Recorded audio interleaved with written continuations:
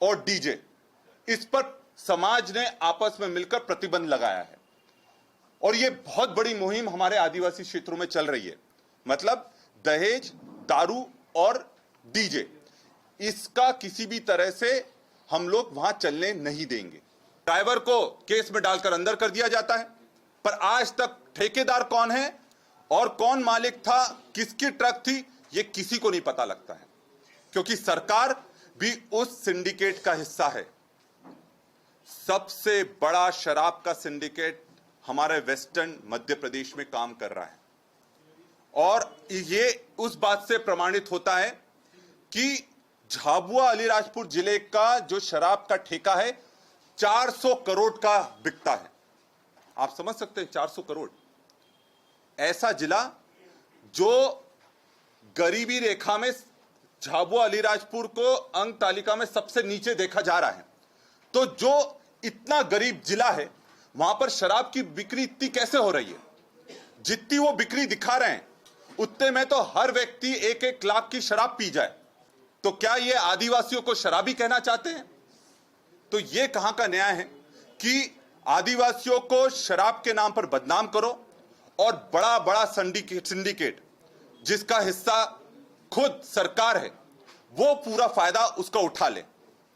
आपको मैं बता दूं कि ये धार्मिक स्थल पर जो शराबबंदी का ये नाटक चल रहा है, असली में ये मुनाफे का खेल है। गुजरात में क्या हो रहा है?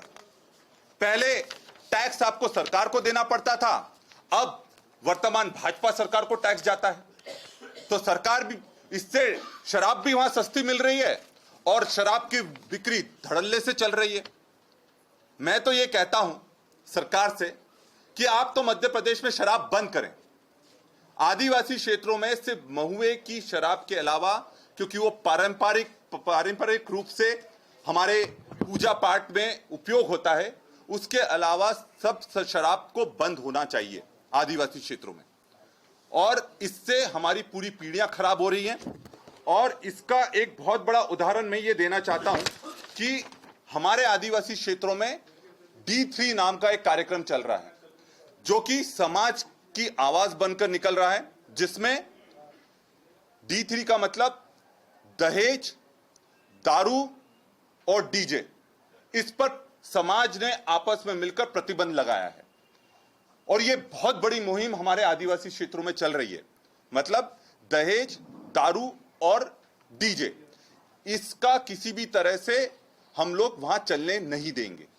और इसका यह असर हुआ है कि जब से यह मुहिम शुरू हुई है, आपके एक्सीडेंट कम हो गए हैं, जो आपका व्यय आता था, गरीब परिवार है, अब कम से कम उनका थोड़ा पैसा बच रहा है।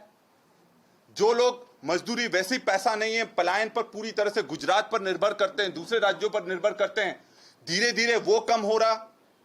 तो अगर ये D3 का जो मुहिम है जिसमें समाज आगे आया है और सभी दल साथ में अगर इसका समर्थन कर रहे हैं, तो इसका समर्थन सरकार को भी करना चाहिए।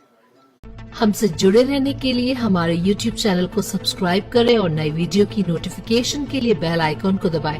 अगर आप ये वीडियो Facebook पर देख रहे हैं तो लाइक जरूर करें और ज्यादा से ज्यादा शेयर करें। धन्यवाद।